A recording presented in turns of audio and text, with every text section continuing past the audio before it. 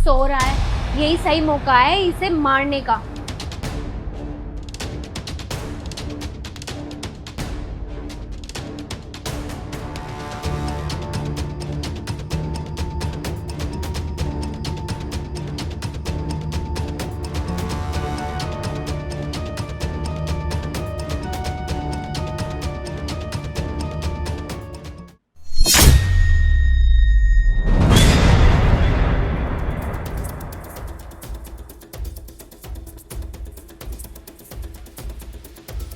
इसका तो हो गया है काम तमाम, ये तो मेरे रास्ते से हट गया है।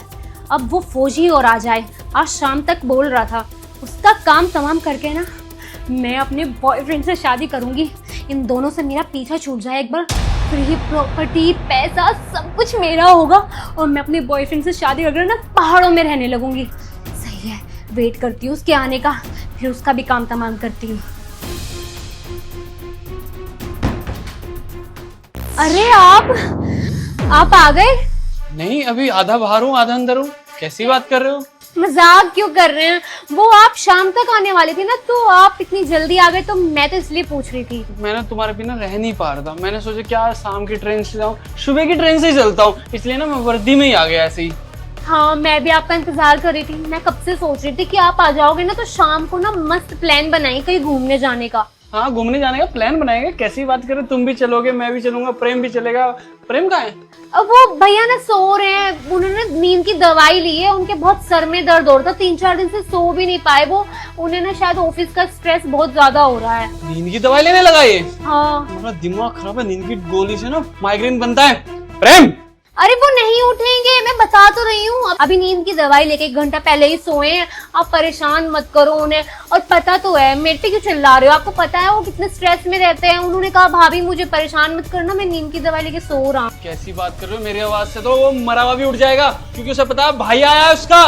प्रेम, अरे मैं बोल रही हूँ ना, जबरदस्ती क्यों कर रहे हो? नहीं उठेंगे, वो सो रहे हैं। तो सो ही तो रहा है, कोई बेचारा मर थोड़े गया। सो रहा है, सो रहा है, सो रहा है। मेरे से वो इतना प्यार जो करता है, मेरी आवाज सुन के ना, जब मैं छोटे से आवाज लगाता था वो दूर से भागा भागा आता था, कहता था भैया तुम आ गए। आज फिर यही कहेगा, भैया तुम आ गए। अगर वो सिर्फ सोए हुए होते तो आपकी आवाज सुनते ही उठ जाते। मैंने कहा ना, नींद की दवाई लेके तो इंसान बेहोश हो जाता है। वो इस टाइम बेहोशी की हालत में सो रहे हैं। 1 मिनट रुको। प्रेम! हाँ हाँ हाँ हाँ भैया, मैंने कहा नहीं था?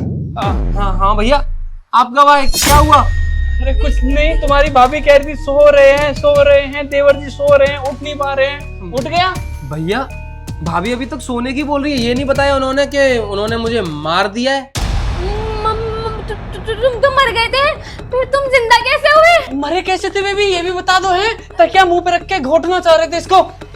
मैंने भी अपनी आंखों से देखा है। प्रेम को पहले ही पता था तो कुछ गड़बड़ करने वाली हो तुम, इसलिए प्रेम ने ना मुझे पहले ही फोन कर दिया था और बोला था भैया टाइम से पहले आना, भाभी की नौटंकी देखना, भाभी करना क्या चाहती है। क्योंकि इसने फोन पे बात करते हुए सुन लिया था, पहले मारूंगी अपने देवर को, फिर मारूंगी अपने पति को। क्या चाहिए तुझे? चाहिए क्या तुझे?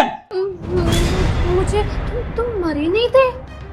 नहीं मरा था भाभी, मैं आपको सब कुछ बताता हूँ। जब आपने मेरी चादर उठाई और देखा कि ये तो सो रहा है, सही टाइम है इसे मारने का, फिर आप तकिया लेने के लिए गई, तो मैं घूम गया था और मैंने अपने फेस की जगह अपने पैर कर दिए थे। तो तुमने मेरे पैरों पर वो तकिया रखा और दबाया और मैंने ऐसे झटपटाया, फिर मैं शांत हो गया। फिर आपको लगा कि मैं मर गया, लेकिन आप इतनी मंदबुद्धि हो कि आपने एक बार भी चादर उठा के ये नहीं देखा कि सच में मर गया या नहीं।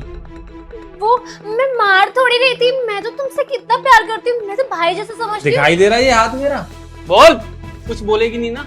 अब मैं बोलता हूँ, तुझे तेरे घर वालों के सामने मारूंगा। तब तक मारूंगा जब तक वो ये पूछ पूछ के खुद ना मर जाए कि मेरी बेटी ने करा क्या है। चल मेरे साथ, चल मेरे साथ।